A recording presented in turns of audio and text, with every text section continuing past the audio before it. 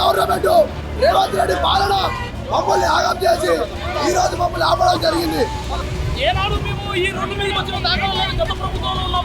ఇంతమంది దివ్యాంగులకు ఓడిపోయికి వచ్చడం ప్రస్తుతం కాంగ్రెస్ ప్రభుత్వం కాంగ్రెస్ నమ్మించి మోసం చేసి మాతో ఓట్లు వేయించుకొని మమ్మల్ని ఉంచుతుంది.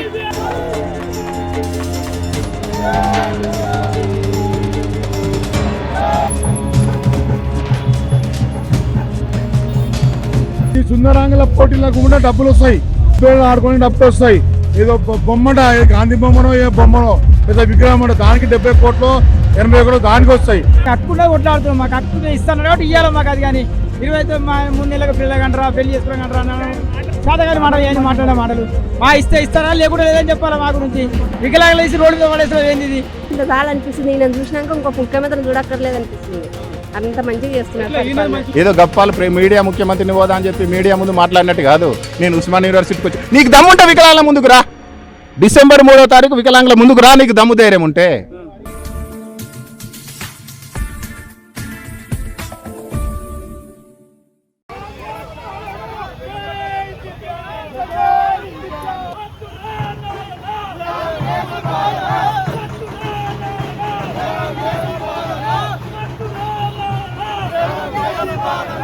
గత ప్రభుత్వంలో ఏనాడు మేము రోడ్డు ఎక్కలేదు.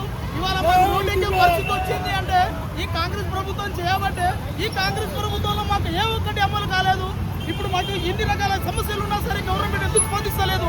మాకు ఒక చైర్మన్ ఉన్నాడు, మరి ఆ చైర్మన్ ఏం చేస్తుండో ఎక్కడుండో ఇంకా మాకు తెలియని పరిస్థితుల్లో ఉంది. పోతున్నా జిల్లా వికలాంగుల పొద్దుకు వీరయ్య అంటుడు, ఆ వీరయ్య వర్మ పోయి ఏం చేస్తున్నాయేమో మాకు ఇప్పటికీ తెలుస్తలేదు. మా సమస్యలు ఇంతగానో ఈ మండలి టెండర్లో ఇంకా మేము ఇంత జర్నీ చేస్తూ ఇంతమంది ఈ వికలాంగులు ఈ రోడ్డు మీద పాకుతూ వస్తున్నాయి. ఇక కనీసం గవర్నమెంట్ కి స్పందన లేదు. ఎందుకు అని వికలాంగులు ర్యాలీ చేసుకోవడానికి అనుమతి ఇవ్వలేదు. వికలాంగులు ఇవాళ శాంతియుతంగా మేము ర్యాలీ చేస్తాము అని అంటే మాకు ఇవాళ గవర్నమెంట్ మాకు అవకాశం కల్పించలేదంటే ఇంత దౌర్భాగ్యంగా ఈ గవర్నమెంట్ ఇంత దౌర్భాగ్యంగా దోచుకుంటుందంటే అసలు మేము దీనికి సిగ్గుపడుతున్నాం. ఈ ప్రభుత్వం తక్షణమే దిమ్ము కావాలి. ఈ సీఎం మాకు వద్దు, ఈ చైర్మన్ మాకు వద్దు అని మేము స్పష్టంగా తెలియజేస్తున్నాం. మాకు ఈ ప్రభుత్వం వద్దు, తక్షణమే వెళ్ళిపోవాలి. రేవంత్ రెడ్డి నువ్వు మాకు ఇచ్చిన హామీలు ఏం చేసినావు? మా హామీలు నువ్వు నెరవేర్చకపోతే నువ్వు ఉండి ఎందుకు? నువ్వు ఉండి ఏం చేస్తావు? మా వికలాంగుల సమస్య తీర్చలేనని నువ్వెందుకు? ఏం డిమాండ్ చేస్తుంది, మీరు ఎందుకు చేస్తున్నారు? మా తెలంగాణ ప్రభుత్వం ఏదైతే మేనిఫెస్టో అమలు చేసియో అవి నెరవేర్చాలి. ఎందుకంటే ప్రభుత్వం వచ్చిన 2 నెలలకి 6,000 పింఛన్ ఇస్తున్నారు. ప్రతి ఒక్క దివ్యాంగులకి డబల్ బెడ్రూమ్ ఇంద్రామిల్లు కేటాయిస్తాను. వికలాంగులకు 5% రిజర్వేషన్ కల్పించినా కూడా మాకు వికలాంగులకి ఎక్కడా కానీ 5% రిజర్వేషన్ కల్పించట్లేదు. ప్రభుత్వం వచ్చినా కూడా వికలాంగుల పింఛన్లు పెంచడం లేదు. అలాగే దివ్యాంగుల గురించి పట్టించుకునే నాదే లేదు. 2 సంవత్సరాలు దాటింది. ఇంతవరదాకా దివ్యాంగుల కోసం రోడ్డెక్కినా కూడా ఏ ప్రభుత్వం కానీ ఏ చైర్మన్ కానీ ఏ సీఎం కానీ ఒక్క మాట ఇట్లా మాట్లాడతలేము. ఇంతమంది దివ్యాంగులకు రోడ్డు పైకి వచ్చడానికి ప్రస్తుతం కాంగ్రెస్ ప్రభుత్వం కాంగ్రెస్ నమ్మించి మోసం చేసి మాతో ఓట్లు వేయించుకొని మమ్మల్ని ఉంచుతుంది. మిగతా వాళ్ళకి అనుమతి ఇచ్చి అంబేద్కర్ ర్యాలీ చేసుకోండి, మీకు అనుమతి ఇవ్వకపోవడం మీరు ఏమంటారు? మాకు అనుమతి ఇవ్వకపోవడము మిగతా వాళ్ళకు ఇచ్చడము కారణం ఏంటంటే మిగతా వాళ్ళు కాలరెక్కల వాళ్ళు ఇప్పుడు చేసుకుంటారు, వాళ్ళది అంతేలే అనుకున్నాడు. వికలాంగుడు అనేటోడు ర్యాలీ చేస్తే ఎంత ఎంత దడ పుట్టింది అనేది రేవంత్ రెడ్డి ప్రభుత్వానికే దడ పుట్టింది. ఆ దడ అనేది ఎక్కడి దాకా వచ్చింది తెలుసా? మాకు ఇచ్చిన హామీలు చక్కగా నోరు మూసుకొని నెరవేర్చిండు. లేదంటే నెక్స్ట్ చేసే ఆమరణ నిరాహార దీక్షకు నువ్వు మాత్రమే తట్టుకోలేవు. ఏ పోలీసు వాళ్ళని పంపించినా ఎవరిని పంపించినా ప్రాణాలు పోవాలా లేకపోతే నీ పదవి దిగాల. 2 ముచ్చట్లలో పక్కా కొట్లాడతాం. మా డిమాండ్ ఒకటే, నువ్వు ఇస్తాను 6,000 పింఛన్ ఇచ్చి పడే. మేము కొత్తగా ఏం చెప్తాను, ఇంకొకటే ఒకటి అడుగుతున్నాం. ఇప్పుడు ఇన్ని రోజుల వరకు మేము 6,000 పింఛన్ కోసం పోరాటం చేసినాం. మాకు శాసనసభ్యులలో ఒక పదవి కూడా మా దాంట్లో లేదు. మాకు కూడా ఎమ్మెల్సీ పదవి ఒకటి మాకు సెపరేట్గా ఓట్లు అనేది లేకుండా ఒక ఎమ్మెల్సీ ఇస్తే మా వాటికి మేము కూడా కొట్లాడడం చేసి మేము కూడా అడగడానికి ఒక మనిషి మీ అసెంబ్లీలో ఉంటాడు. మా ప్రాతినిధ్యం 100% ఉండాలి. ఎందుకంటే బీసీలకు ఉన్నది, ఎస్సీలకు ఉన్నది, ఎస్టీలకు ఉన్నది, మైనార్టీకి ఉన్నది, అన్నిటికీ ఉన్నది. కానీ మాకు మాత్రం ఎలాంటి ఒక పేరు కూడా లేకుంటున్నది. అంటే కమిషన్ల చైర్మన్లు ఇచ్చి ఆపేస్తున్నారు అక్కడనే. ఇప్పుడు కమిషన్ల చైర్మన్ లేకపోతే మీకు అర్థమైన విధానం ఏంటంటే ఇవాళ ఇక్కడ మా వికలాంగుల చైర్మన్ మా తోటి వికలాంగుడికి కదా భయం ఎందుకు? వాడు కూడా మా తోటి వికలాంగుడే కదా, చైర్మన్ అయితే తర్వాత ముచ్చడా. అదే పోదని భయం. వాడికి పదవి కన్నా ముఖ్యము వికలాంగుడు అంటే ఒక తల్లికి పుట్టినోళ్ళం. ఒక తల్లినే మోసం చేసి పోయిన చైర్మన్ వీరన్న. ఆ వీరన్న ఇంకిత జ్ఞానం తెచ్చుకొని ప్రభుత్వానికి న్యాయం చేయాలని నేను అనుకుంటున్నా. వాళ్ళు ప్రభుత్వాన్ని అడిగితే ఎందుకు ఇవ్వరు? ఆ చైర్మన్ అనేటువంటి పదవి ఎందుకు ఇచ్చారు? నీకు ₹1,00,000 జీతం వస్తుందిరా బాబు, ఆ ₹1,00,000 తీసుకుంటున్నావు ఇంట్లో అంటున్నావు, కానీ నీలాంటి వికలాంగులు ఎంతమంది బాధపడుతున్నారు నువ్వు అర్థం చేసుకో. నీకు మరీ చెప్తున్నాం, ఇప్పటికీ 1 పోయింది, 2 పోయింది, 3 పోయింది, 4 పోయింది, 5వ చేయగా పడితే నువ్వు మాత్రం కూలిపోవడం పక్కా ఖాయమని చెప్పి అన్న మన సీఎం రేవంత్ రెడ్డి గారు ఇంతకుముందు ఎలక్షన్ల ముందట ఏవైతే హామీలు ఇచ్చిండో అవి హామీలు ఇంతవరకు అమలు చేయలేదన్న. దాని గురించి మేము కొట్లాడుతున్నాం. మేము కొత్తగా గొంతమా కోరికలు మేమే అడుగుతలే. 6 ముందుకే ఇచ్చిండు, మా ఓట్లు మేము ఆయనకే వేసినాం, ఇస్తాన్ని నమ్మినాం మోసపోయి ఇక రోడ్ల మీద పడ్డాం. మీరు ఇది సుందరాంగుల పోటీలకు కూడా డబ్బులు వస్తాయి, ఫుట్బాల్ ఆడుకోవడానికి డబ్బులు వస్తాయి. ఏదో బొమ్మట గాంధీ బొమ్మనో ఏ బొమ్మనో లేదా విగ్రహం అంట దానికి 70 కోట్లు 80 కోట్లు దానికి వస్తాయి. కానీ వికలాంగులకు మీరిచ్చిన హామీలే అన్న రేవంత్ రెడ్డి గారు, మీరిచ్చిన హామీలే మేము అడుగుతున్నాం. కొత్తగా మేము ఏం అడుగుతలేము. టైం ఎన్ని నెలలు కావాలి? 2 నెలలని.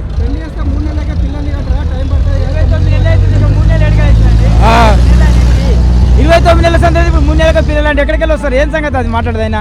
మాకు హక్కునే కొట్లాడుతున్నాం, మాకు హక్కు ఇస్తాను కాబట్టి ఇవ్వాలి మాకు అది. కానీ 3 నెలలుగా పిల్లలు అంటారా, పెళ్లి చేసుకోవడం అంటారా, సాధగాని మాటలు ఏమని మాట్లాడే మాటలు. మా ఇస్తారా లేకుండా లేదని చెప్పాలి. మా గురించి వికలాంగులు వేసి రోడ్డు మీద పడేసలో ఏంది ఇది? హ్యాండిక్యాప్లు అంతా గోస పుచ్చుకుంటుండు, గోస ఇది మరీ అన్యాయం మమ్మల్ని చేసడం అంతా. గుణపాఠం చెప్పేదాకా చూస్తాడు ఇట్నే. ఏం చెప్తాం మేము? అది అట్లా అనుకోకూడదు ఎప్పుడైనా. మేము తలుచుకుంటే ఏమో అది చేస్తాం, చేసుకుంటే మళ్ళీ ఏమవుతుంది?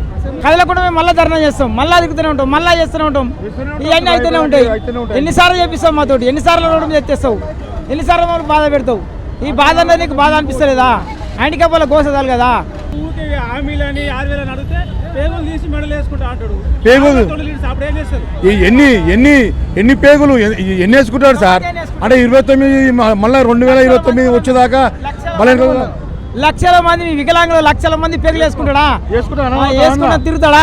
వేసుకుంటా కనబడతావా? పేగులు వేసుకొని మాటలు తప్పుడు మాట. మమ్మల్ని అట్లా గోస పెట్టి అనడు మాది. మమ్మల్ని అనకూడదు, అట్లా అనకూడదు. మమ్మల్ని అంటే ఏమొస్తుంది ఆయనకు? ఆయన విజ్ఞతకే వదిలేస్తున్నాం, మీ విజ్ఞతకే వదిలేస్తున్నాం. రేవంత్ రెడ్డి గారు పేగులు మెడలు వేసుకుంటారా మీరు? సరే వేసుకొని, మరి మీ విజ్ఞతకే వదిలేస్తున్నాం. వేసుకొని మీరు ముఖ్యమంత్రి అవ్వడము మా అదృష్టం కాదు, మా దురదృష్టం. తెలంగాణ మేము చేసుకున్న పాపం అది. ఇస్తా అన్నాడు, ఎక్కిన నెల నుంచే ఇస్తా అన్నాడు. ఇంత 3 ఏళ్ళు అయినా నెల కాలేదు ఆయనకి. ఆయన చదువు వస్తుందో రాదో మరి. చదువు లేని వాళ్ళు మేమే నయం అనుకుంటా ఆయనకంటే కూడా అంతే. మరి ఆయనకు 3 ఏళ్ళు అవుతుంటే 3 రోజులు కూడా అయినట్టు అనిపిస్తలేనట్టుంది ఆయనకి. మా దగ్గరకు వచ్చే వరకు ఆయన దగ్గర బడ్జెట్ లేదు, నన్ను కోసుకోండి కాల్చుకోండి అంటాడు. ఆయన ఏమన్నట్టు అన్నీ ఆడతాడు. కోసుకోండి కాల్చుకోండి అని అంటే మేమేం చేస్తాం? ఆయన కోసుకొని కాల్చుకొని మేము గద్దె దిగిపోతే ఎవరైనా ఇచ్చేటోళ్ళని ఇస్తారు కదా. ఆయన దిగడం లేదు, ఇంకొకరికి ఇవ్వనివ్వట్లేదు, ఏం చేయట్లేదు ఆయన. ఆయనక మరి ఆయన చూసి ఎవరు అప్పు ఇవ్వట్లేదేమో. వాలీబాల్ ఫుట్బాల్ ఆడతాడని ఎవరు ఇవ్వట్లేదేమో అప్పు. మరి జనాలకి ఇస్తుంటే కదా, మంచి చేస్తుంటే ఇస్తారు. అక్కడికి వచ్చే పనులు చేస్తే ఇస్తలేరు అప్పు కూడా. దానికి ఉన్నాయి పింఛన్లు. మా వికలాంగులు పింఛన్లు ఇవ్వడానికి మాత్రమే ఆయన దగ్గర బడ్జెట్ లేదు. మిగిలిన ప్రతి దానికి ఆయన దగ్గర బడ్జెట్ డబ్బులు ఉన్నాయి ఆయన తోటి. అన్ని అందాల పోటీలకి, ఇట్లా మూసీ నదులకి అన్నిటికి ఉన్నాయి. మాకు ఇల్లు ఇవ్వడానికి లేదు, మాకు పింఛన్లు ఇవ్వడానికే లేదు టైంకి. ఎప్పుడు ఇస్తాడో ఎప్పుడు లేదో ఆయనకు మేము కాసుకొని కూర్చోవాలి. ఎప్పుడు ఇస్తాడా వెయిట్ చేసుకుంటూ కూర్చోవాలి ఆయన కోసం. మంచిగా ఉంది మార్పు అయితే. కాంగ్రెస్ ప్రభుత్వం ఇంకా ఎన్నేళ్ళు ఉంటుందో ఏమో కానీ ఇట్లాంటి మార్పు అయితే మేము కోరుకోలేదు. మేము చూడలేదు ఇంతవరకు. ఎప్పుడు నా చిన్నప్పటి నుంచి నేను ఎప్పుడు చూడలేదు ఇలాంటి ప్రభుత్వాన్ని.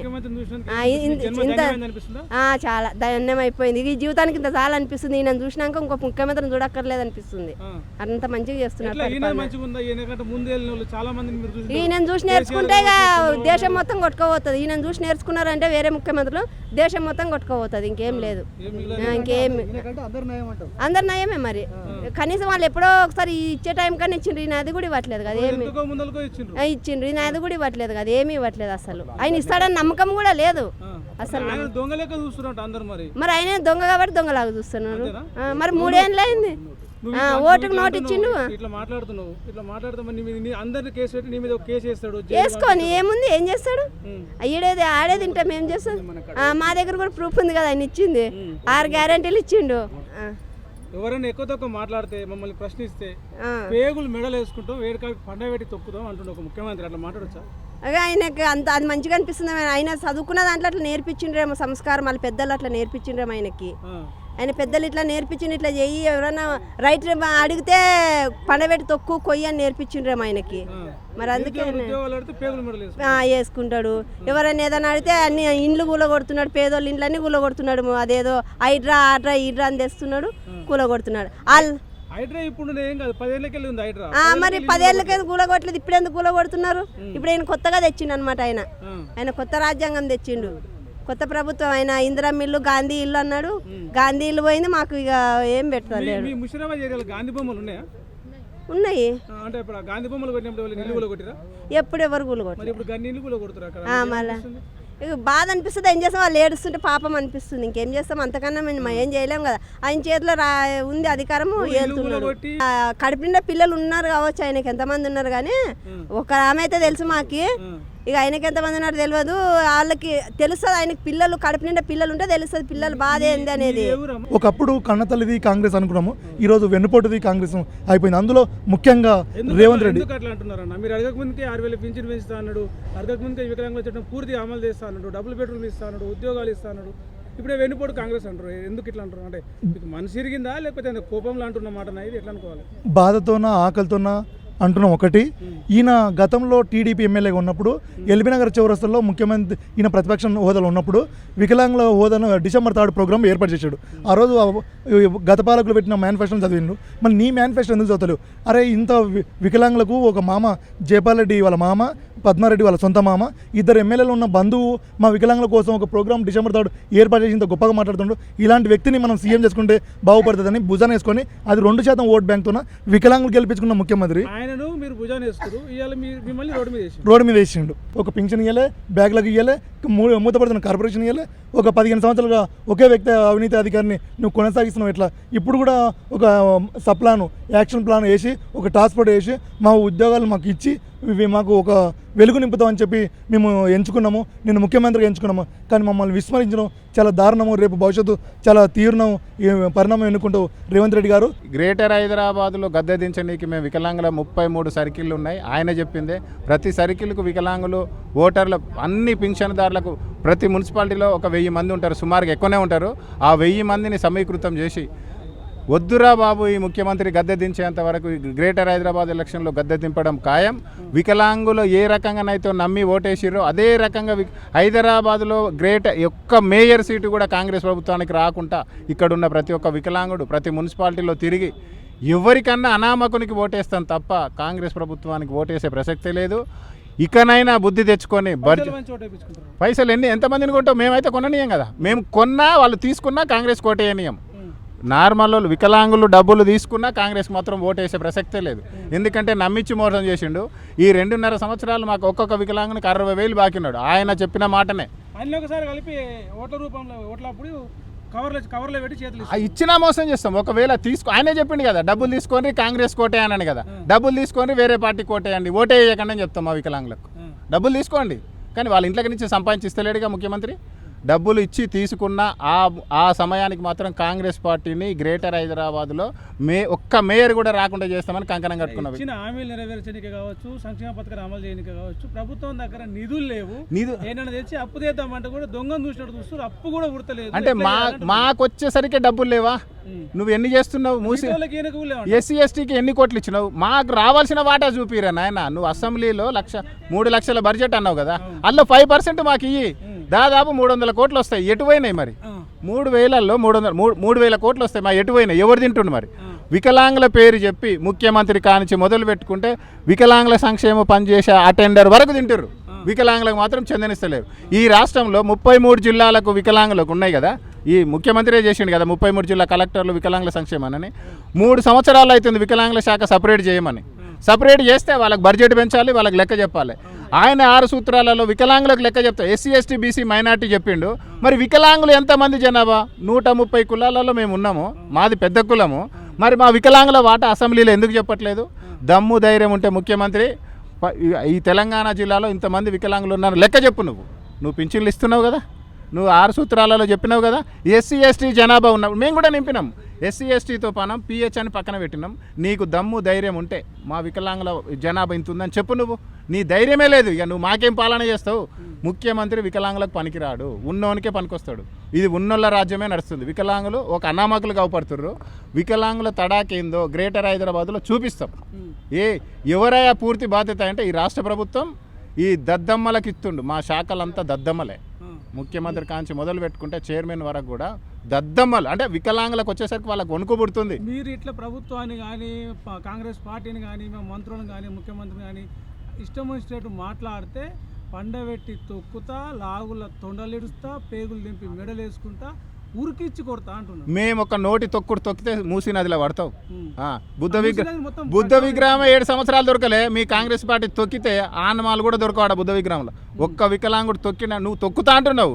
ఈ తూటానే నీకు ఆడ తొక్కినట్టు విలువ అవుతుంది. నీకు దమ్ము ధైర్యం ఉంటే మాకు పర్మిషన్ ఎందుకు ఇవ్వలే ఈరోజు? ఏ కాదు, మా ఇజ్జత్ పోతుంది. వికలాంగులు మా బట్టలు ఇప్పుతుర్రు. ఆడికొస్తే రాజ్యాంగం రాసిన అంబేద్కర్ ఆయన జయంతి రోజు పుట్టినరోజు కాగా ఆడికొస్తే మా ఇజ్జత్ పోతుంది అని సిగ్గుశరము వాళ్ళ సిగ్గుశరం కాపాడుకోనీకి మాకు పర్మిషన్ ఇవ్వలే ఈరోజు.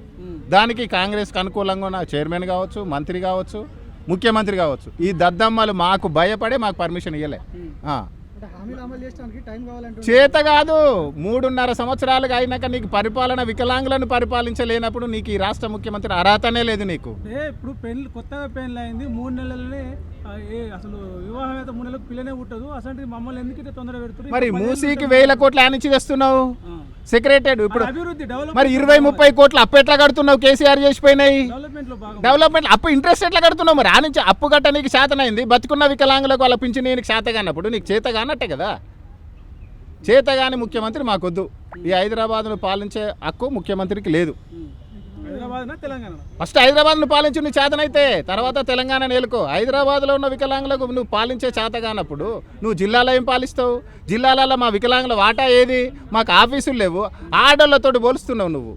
మహిళా సంక్షేమ శాఖను బయటికి తీసి వికలాంగుల స్వతంత్రంగా 30 సంవత్సరాల నుంచి పుట్టిన శాఖను నువ్వు తీసుకుపోయి ఆయన ముఖ్యమంత్రి చేసిండు, జీవో ఇచ్చిపోయిండు. నువ్వు జీవోను చేతగాని ముఖ్యమంత్రి నువ్వు ఎందుకు పరిపాలన చేసేం లాభం, చేయకేం లాభం? ఎవరి కోసం చేస్తున్నావు? మీ కాంగ్రెస్ లీడర్లు డబ్బులు నింపుకోనికి ఉన్నోళ్ళకే కాంగ్రెస్ పాలన పనిచేస్తుంది.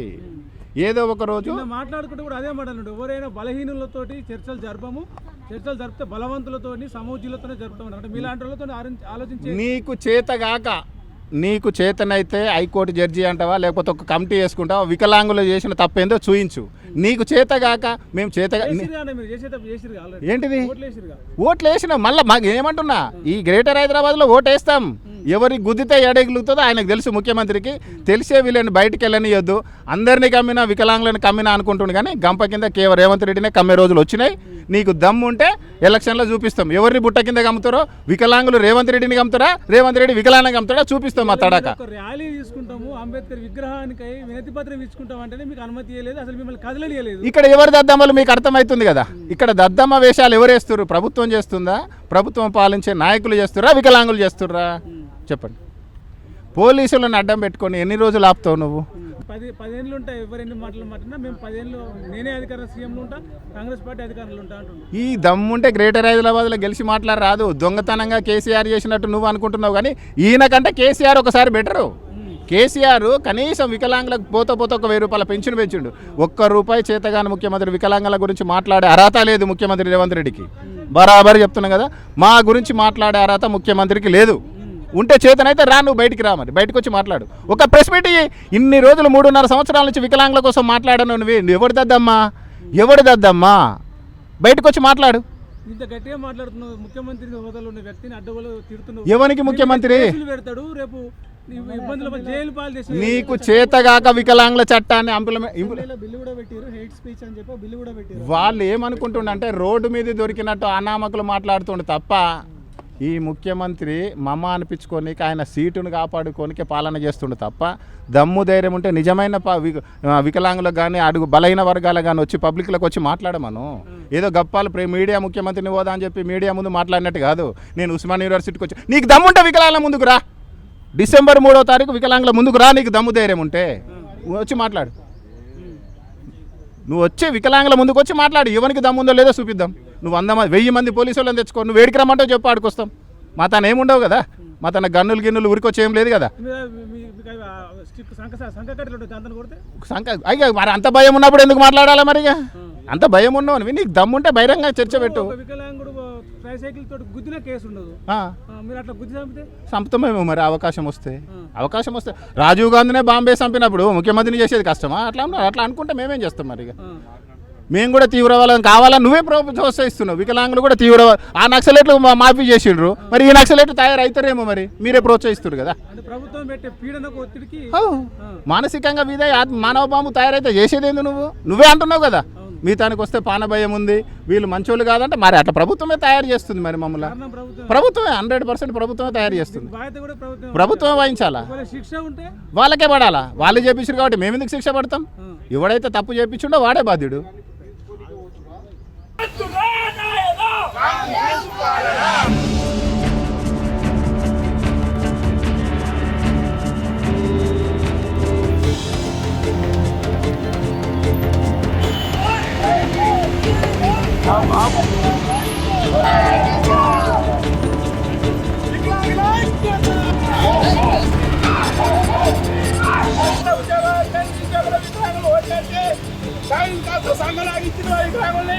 గవర్నమెంట్ రేవంత్ రెడ్డి పాలన మమ్మల్ని ఆగం చేసి ఈ రోజు మమ్మల్ని ఆపడం జరిగింది. ఇంతమంది రోడ్డు పైకి వచ్చడం ససితో కాంగ్రెస్ ప్రభుత్వం నమ్మించి మోసం చేసి మాతో ఓట్లు వేయించుకొని మమ్మల్ని ఉంచుతుంది.